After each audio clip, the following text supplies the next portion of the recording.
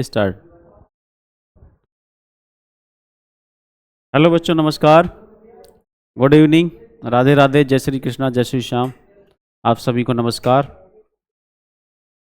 आप सभी का स्वागत है आपके अपने परिवार MIT क्लासेस में। कैसे हो आप सभी, बताओ। सभी स्वस्थ होंगे, ये मैं उम्मीद करता हूँ, आशा करता हूँ और प्रार्थना करता हूँ कि आप सभी स्वस्थ रहें, मस्त रहें, जिंदाबाद रहें, ज़बरदस्त रहें। और मैं आपके सामने लेकर आया हूँ आज फिर से एक केमिस्ट्री की क्लास, जिसमें हम पहले चैप्टर का जो एक्सरसाइज वाला पोर्शन है, अभ्यास प्रश्न, उसका हम एक वन शॉट रिवीजन करने वाले हैं। ठीक है, देखिए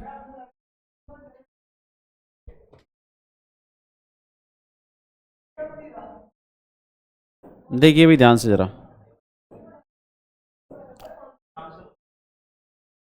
इसको बंद करवा दो यार।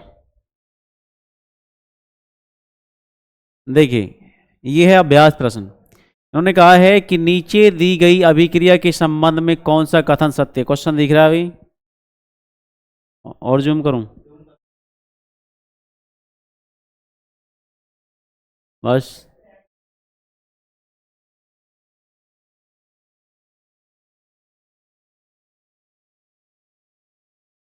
देखिए, नीचे दी गई अभिक्रिया के संबंध में कौन सा कथन असत्य है। बहुत जोर से बोल रहे हो यार। देखिए, ये समीकरण हमको दे रखी है, ध्यान से देखो जरा। ये है PbO 2PbO plus C is equal to 2Pb plus CO2। इनका कहना है कि नीचे दी गई अभिक्रिया के संबंध में कौन सा कथन असत्य है। असत्य कथन कह रहे हैं, गलत कौन सा है, सही को नहीं पूछ रहे, गलत को पूछ रहे हैं। कैसे, देखो पहली बार इन्होंने क्या कह रहे हैं, ये पहले कथन में पहला स्टेटमेंट है कि शीशा अपचयित हो रहा है। शीशा अपचयित हो रहा है, इसका मतलब जानते हैं कि क्या शीशे में हाइड्रोजन जुड़ रही है।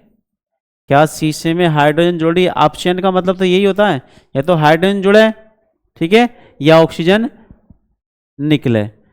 ठीक है, तो देखो इन्होंने कहा शीशे में, यहां पर देखो ध्यान से, क्या शीशे में हाइड्रोजन जुड़ रही है, नहीं, तो क्या ऑक्सीजन निकल रही है, ये बिल्कुल सही बात है। लेकिन यहां पर 2PbO की बात चल रही है। जो लेड ऑक्साइड है, इसका क्या हो रहा है, अपचयन हो रहा है, शीशे का नहीं, लेड ऑक्साइड का। तो इसलिए ये बात इनकी गलत हो गई। ठीक, दूसरी बात क्या कह रहे हैं, यहां देखो PbO और ये बन गया Pb। बात सही है कि ऑक्सीजन तो निकल रही है, लेकिन किस से, PbO से। तो केवल Pb थोड़ी हो रहा है भाई, लेड ऑक्साइड हो रहा है, तो ये बात गलत। दूसरी बात ये कह रहे हैं कार्बन डाइऑक्साइड उपचयित हो रही है। ये कैसे कह रहे हैं, कार्बन डाइऑक्साइड उपचयित। ध्यान से देखो, उपचयित का मतलब है कि क्या कार्बन डाइऑक्साइड में ऑक्सीजन जुड़ रही है या हाइड्रोजन निकल रही है। ध्यान से देखिए, कार्बन डाइऑक्साइड के अंदर ऑक्सीजन जुड़ रही है, लेकिन कार्बन डाइऑक्साइड के अंदर नहीं, कार्बन के अंदर जुड़ रही है। कार्बन का उपचयन हो रहा है, कार्बन उपचयित हो रहा है, CO2 नहीं हो रही है। ठीक है, हाँ, तो ये बात भी इनकी गलत होगी भाई। कार्बन उपचयित हो रहा है, देखो ये बात सही है। लेड ऑक्साइड अपचयित हो रहा है, मतलब दोनों बातों को इन्होंने अपोजिट करके यहाँ पे सही करके लिख दिया है। तो इसका मतलब C और D सही हैं और A और B गलत हैं। है कहीं A B, ये है AB, ये वाली बात इनकी सही है। बात सही नहीं है, ये विकल्प सही है आपका। नेक्स्ट ये कह रहे हैं कि Fe2O3 plus 2Al is equal to Al2O3 और प्लस 2Fe। ध्यान से देखो, ये है Fe2O3 फेरिक ऑक्साइड, और फिर plus 2Al is equal to Al2O3 plus 2Fe। ये है भाई 2Fe। ध्यान से देखना, ये कह रहे हैं कि ये किस प्रकार की अभिक्रिया है। तो किस प्रकार की अभिक्रिया, जरा बताएं। यहाँ देखो Fe2O3 2Al और इजिकल टू Al2O3 Fe। यहाँ अगर आप देखेंगे तो यहाँ से Al ने इस Fe को यहाँ से हटा दिया, Fe को यहाँ से हटा दिया और स्वयं यहाँ पे आके लग गया, यानी Fe में आयरन में मार दी लात, तू हट जा यहाँ से और मैं बैठूंगा यहाँ पर। तो इसने आयरन को डिस्प्लेस कर दिया, विस्थापित कर दिया। तो यहाँ पर इसलिए कौन सी अभिक्रिया हो गई भाई? ये हो गई विस्थापन अभिक्रिया, ऑप्शन नंबर डी। ठीक है, नेक्स्ट देखो आगे। उसके बाद इनका कहना ये है, क्या कहना है, इधर को मैं इसको दूसरा पेज लिया जाएगा यहाँ से, देखें लेके हैं ये क्या हो भाई?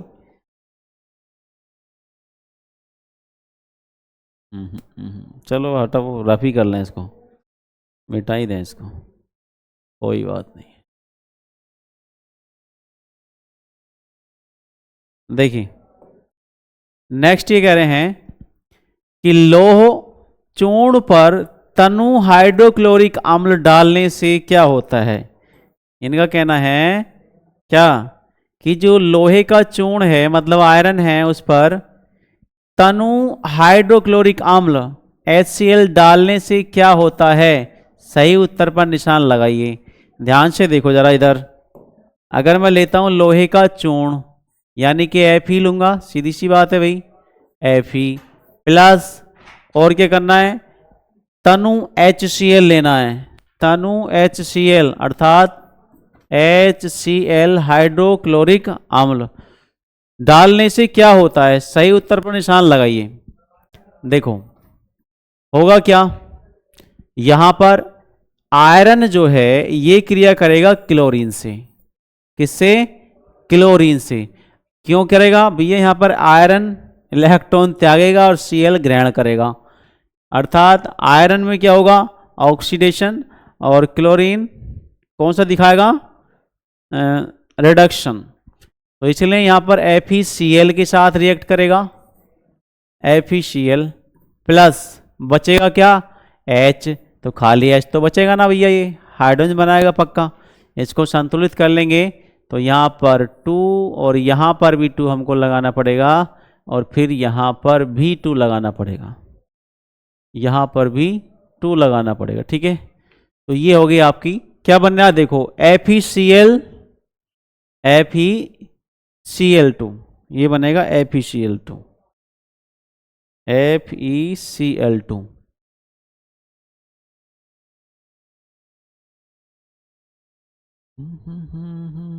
FeCl2, क्लोरीन के 2 हो गए, हाइड्रोजन के 2 हो गए।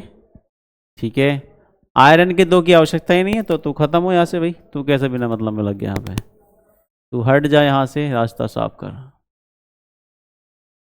देखिए ठीक है, ये हो गया। तो देखो एक तो आयरन क्लोराइड या फिर फेरस क्लोराइड प्लस हाइड्रोजन, कौन सा ऑप्शन है, हाइड्रोजन गैस और आयरन क्लोराइड, यही है ये वाला। ठीक है, नेक्स्ट देखो, उसके बाद ये क्या कह रहे हैं, उसके बाद क्या बोल रहे हैं, मुझे लगता है ये खत्म करना पड़ेगा फिर से।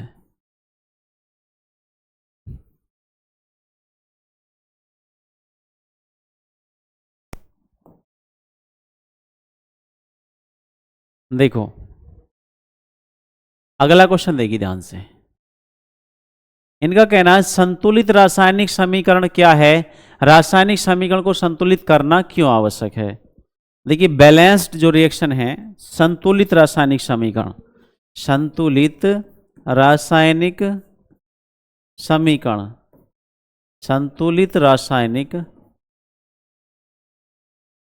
समीकरण क्या है भाई, ये संतुलित रासायनिक समीकरण, balanced reaction, balanced chemical reaction. देखिए जिस रासायनिक अभिक्रिया के दोनों पक्षों में, या हम कह सकते हैं कि उत्पाद और अभिकारक दोनों के अंदर सभी तत्वों के परमाणुओं की संख्या दोनों तरफ इक्वल हो जाए, सेम हो जाए, तब उस समय वो समीकरण कहलाएगी संतुलित रासायनिक समीकरण। हम कह सकते हैं कि अर्थात जिस समीकरण के बाएं पक्ष और दाएं पक्ष दोनों में सभी तत्वों के परमाणुओं की संख्याएं समान होती हैं तो वो संतुलित रासायनिक समीकरण कहलाती है। ठीक है, क्यों आवश्यक है भाई? आवश्यक इसलिए है क्योंकि अगर हम समीकरण को संतुलित नहीं करेंगे तो क्या, अगर किसी अभिकारक के परमाणु ज़्यादा हो गए और उत्पाद के कम रह गए तो हमें क्या, एक वो होता है ना द्रव्यमान ऊर्जा समीकरण, सॉरी जो वो होता है क्या बोलते हैं उसको, ऊर्जा संरक्षण का मतलब नियम या द्रव्यमान ऊर्जा संरक्षण नियम, मतलब दोनों तरफ ही द्रव्यमान जो होना चाहिए, जो मतलब कह सकते हैं एनर्जी को मास में और मास को एनर्जी में, दोनों तरफ बिल्कुल सेम होना चाहिए, ये होता है। और एक नियम मैं भूल रहा हूँ, याद नहीं आ रहा, चलो बताएंगे अभी। नेक्स्ट आगे देखिए जरा, अगला क्वेश्चन है, ये देखो, निम्न कथनों को रासायनिक समीकरण के रूप में परिवर्तित कर उन्हें संतुलित कीजिए। जैसे पहला है, नाइट्रोजन हाइड्रोजन गैस से संयोग करके अमोनिया बनाती है। नाइट्रोजन हाइड्रोजन गैस से संयोग करके क्या बनाती है? अमोनिया बनाती है, NH3 बनाती है। भाई संतुलित कर दो, नाइट्रोजन के इधर 2 हैं, इधर 1 है, लो 2 लगा दो यहाँ पर। कितना लगा दें भाई? यहाँ पे लगा दिया 2। ठीक, क्या पूरे हो गए? हाइड्रोजन के हो गए 6, यहाँ कितने हो रहे हैं? 2 ही, तो यहाँ 3 लगाने पड़ेगा भाई, 3 दूनी 6, अब हो गई संतुलित। ये हो गई आपकी पहला। नेक्स्ट देखो आगे, नंबर 2 क्या कह रहे हैं ये?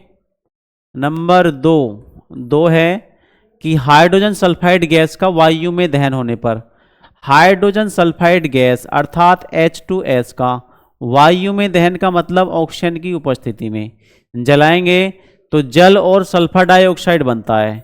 जल अर्थात H2O plus sulphur dioxide SO2 बनता है। ठीक है, समीकरण को संतुलित कर लीजिए। यहाँ हाइड्रोजन के 2 हैं, इधर कितने हैं? इधर भी 2 हैं। सल्फर का 1 है, इधर भी 1 है। अभी तो ऑक्सीजन के इधर 2 हैं, इधर हो गए 3। अब क्या करें भाई? इधर हो रहे हैं 3, इधर हो रहे हैं 2, तो अगर हम ये कर लें, यहाँ पे मैं लगा दूँ 2, यहाँ पे मैंने 2 लगा दिया। ठीक है, हाइड्रोजन के 4, ठीक, हाइड्रोजन के हो गए 4, और अगर फिर अब मैं ये यहाँ भी लगाना पड़ेगा भाई, यहाँ भी 2 लगाना पड़ेगा, 2 दूनी 4, 2 दूनी 4, अब 4 हो गए, इधर भी 4 हो गए। ऑक्सीजन के देखिए 2 और 2 4, और यहाँ तो 2 ही रह गए, तो यहाँ 2 लगाओ भाई, 2 दूनी 4। सल्फर के इधर कितने रह गए? 2, इधर है 1, तो यहाँ 2 लगाओ। अब ऑक्सीजन के बढ़ जाएंगे, 2 दूनी 4, 2 6 हो गए, और 2 दूनी 4, तो यहाँ भाई 3 लगाना पड़ेगा। इतना 3O2। अब पूरे हो गए, 3 दूनी 6, 2 और 2 दूनी 4, 6 हो गए। हाइड्रोजन के 2 दूनी 4, 2 दूनी 4। ठीक, अब समीकरण संतुलित हो चुकी है। नेक्स्ट देखिए आगे, उसके बाद क्या, नंबर 3 देखो, एल्यूमिनियम सल्फेट के साथ अभिक्रिया कर बेरियम क्लोराइड, एल्यूमिनियम क्लोराइड एवं बेरियम सल्फेट का अवक्षेप देता है। एल्यूमिनियम सल्फेट अर्थात Al2SO4 प्लस किसकी अभिक्रिया कराएं? अभिक्रिया कर, एल्यूमिनियम सल्फेट के साथ अभिक्रिया कर बेरियम क्लोराइड BaCl2 क्या देता है भाई? एल्यूमिनियम क्लोराइड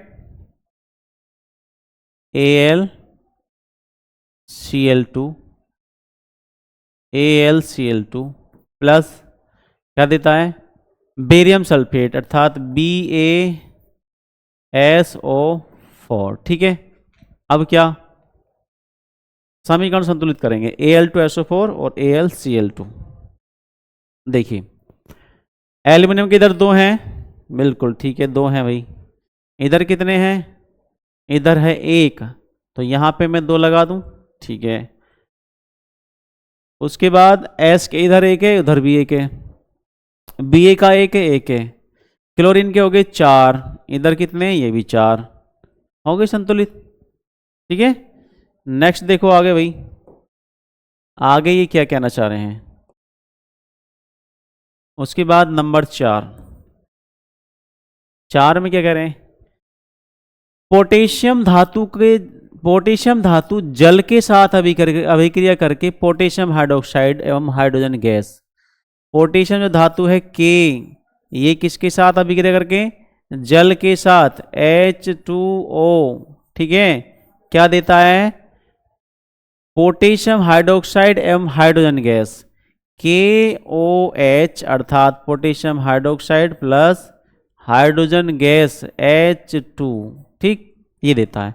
संतुलित कर दीजिए, इधर K का 1 है, इधर भी 1 है, हाइड्रोजन के इधर 2 हैं, इधर 3 हो गए, इधर 3 हो गए, तो हम ऐसा करते हैं 2 2 4, 2 यहाँ पे मैं लगाऊंगा, यहाँ पे लगाऊंगा 2, और यहाँ पे लगाऊंगा, देखो हाइड्रोजन के 2 ये, और हाँ 2 दूनी 4, और 2 के हो गए, तो पहले यहाँ पे लगाओ, के हो गए 2, ऑक्सीजन के 2, और यहाँ पे लगाऊंगा मैं 2 दूनी 4, ठीक है। देखो हाइड्रोजन के 2 दूनी 4 हो गए, इधर 2 ये हो गए और 2 ये हो गए, 4, ऑक्सीजन के 2 हैं, इधर भी 2 हैं, और H हाइड्रोजन के 2 और 2 4। नेक्स्ट देखो आगे कुछ दिया है समीकरण, आगे आगे नहीं है, नहीं है तो और देखो आगे भाई क्या क्वेश्चन कह रहे हैं ये। आगे क्वेश्चन का कहना है इनका निम्न, अच्छा ये आगे नीचे देखो, ध्यान से देखो, ये जो समीकरण है मैंने आपको संतुलित कराई थी नहीं? एक बार इनको आप ट्राई करना, प्रयास करना, घर पे अभ्यास करना इसका। चलिए नेक्स्ट देखिए आगे, निम्न अभिक्रियाओं के लिए संतुलित रासायनिक समीकरण लिखिए। जैसे पहला क्या है भाई? पहला कैल्शियम हाइड्रोक्साइड, ये 7 में का पहला है, कैल्शियम हाइड्रोक्साइड अर्थात CaOH का होल ट्वाइस, CaOH का होल ट्वाइस, और प्लस कार्बन डाइऑक्साइड अर्थात CO2 कार्बन डाइऑक्साइड, ठीक, और is equal to calcium carbonate CaCO3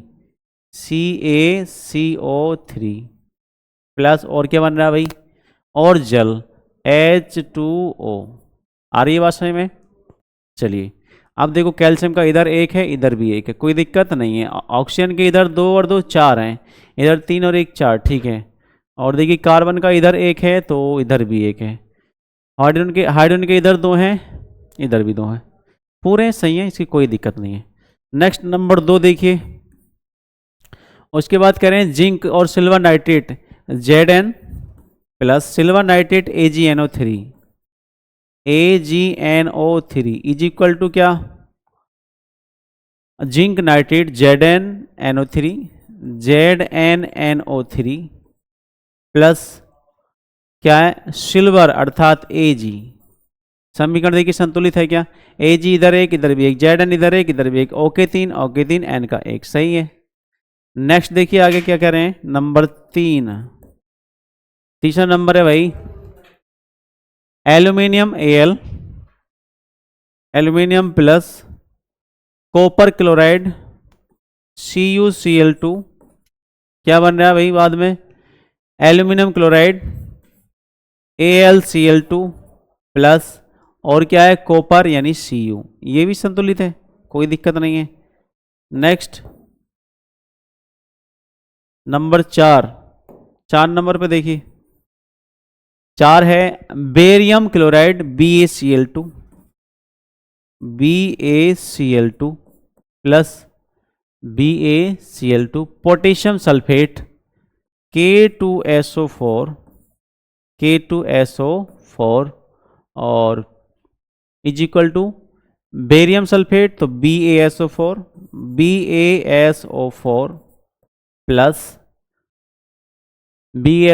plus potassium chloride तो KCl। समीकरण ऑलरेडी संतुलित होनी चाहिए, नहीं है संतुलित, नहीं है भाई, ये करनी पड़ेगी। देखो बेरियम का 1 है, इधर भी 1 है, कोई दिक्कत नहीं है। क्लोरीन के 2 इधर हैं तो 2 इधर हैं, नहीं इधर 1 है तो यहाँ 2 लगा दो। पोटेशियम के इधर 2 हैं तो इधर भी 2 हो गए। सल्फर का इधर 1 इधर भी 1, 4 हैं ऑक्सीजन के तो इधर भी 4 हैं। अब संतुलित हो चुकी है। नेक्स्ट देखिए आगे 5 नंबर क्या कह रहे हैं ये? अरे कौन सा हो गया भाई, कहाँ ले आए हम इसको, कहाँ गए भाई। हाँ ये हो चुका है। निम्न अभिक्रियाओं के लिए संतुलित रासायनिक समीकरण लिखिए, प्रत्येक अभिक्रिया का प्रकार बताइए। 8वां, अभी हम 8वां करने जा रहे हैं, 8वें नंबर का।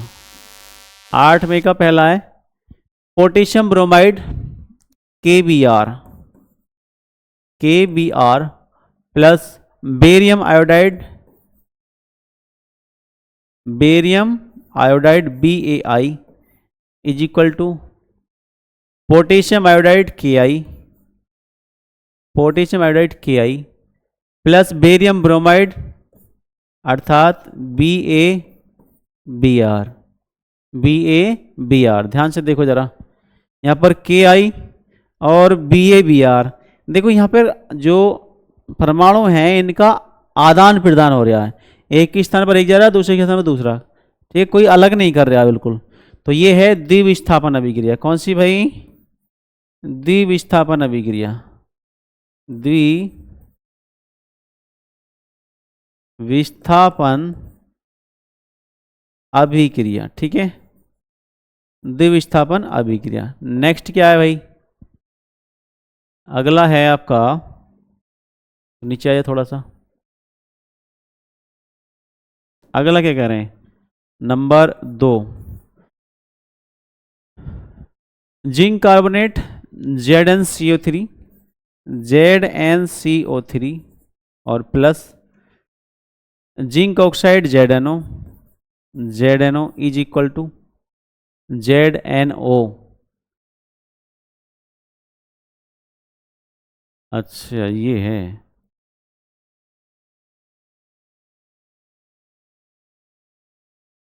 जिंक कार्बोनेट हो गया, और फिर है zinc oxide ZnO plus carbon dioxide CO2, ZnCO3 ZnO plus CO2। देखो यहाँ पर वियोजन हो रहा ना, हो रहा, तो ये वियोजन अभिक्रिया या अपघटन अभिक्रिया, वियोजन या अपघटन। ये टूट गया यहाँ पे जिंक कार्बोनेट, वियोजन अभिक्रिया। अरे ZnCO3 जिंक कार्बोनेट जो है ये ZnO जिंक ऑक्साइड और CO2 में टूट गया, तो ये अपने आप में वियोजन अभिक्रिया है या फिर अपघटन अभिक्रिया है। नेक्स्ट देखो आगे, आगे क्या कह रहे हैं भाई, ये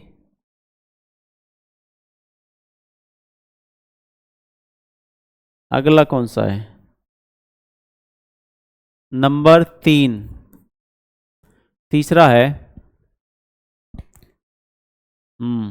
hydrogen plus chlorine, hydrogen plus chlorine is equal to hydrogen chloride gas HCl।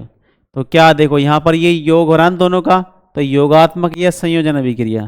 कैसी है भाई, योगात्मक या संयोजन अभिक्रिया, योगात्मक या संयोजन अभिक्रिया, ठीक है। नेक्स्ट नंबर 4 देखिए, चौथा नंबर देखिए, मैग्नीशियम प्लस हाइड्रोक्लोरिक अम्ल, मैग्नीशियम प्लस HCl, फिर क्या है मैग्नीशियम क्लोराइड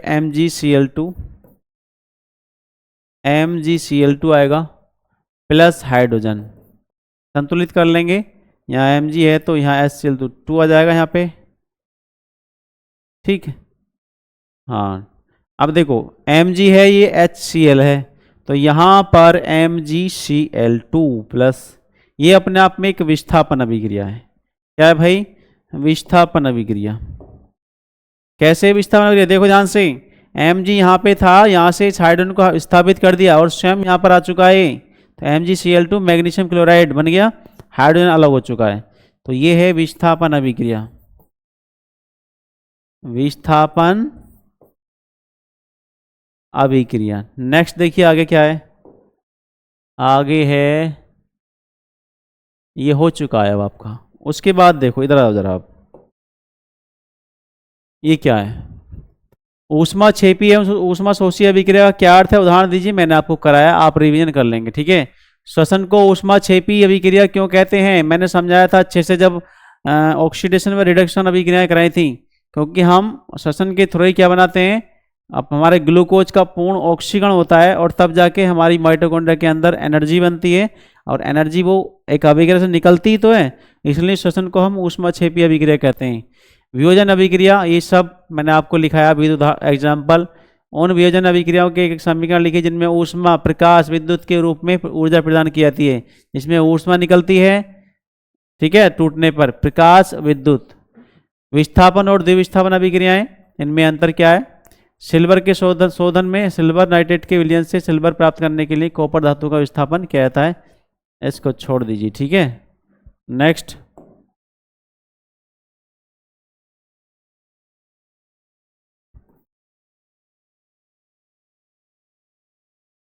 हाँ आगे देखिए, कुछ दिया हुआ है इसमें और। वो अवक्षेपण अभिक्रिया से आप क्या समझते हैं? अवक्षेपण मतलब जहां पीपीटी प्राप्त होता है, पीपीटी, ठीक है।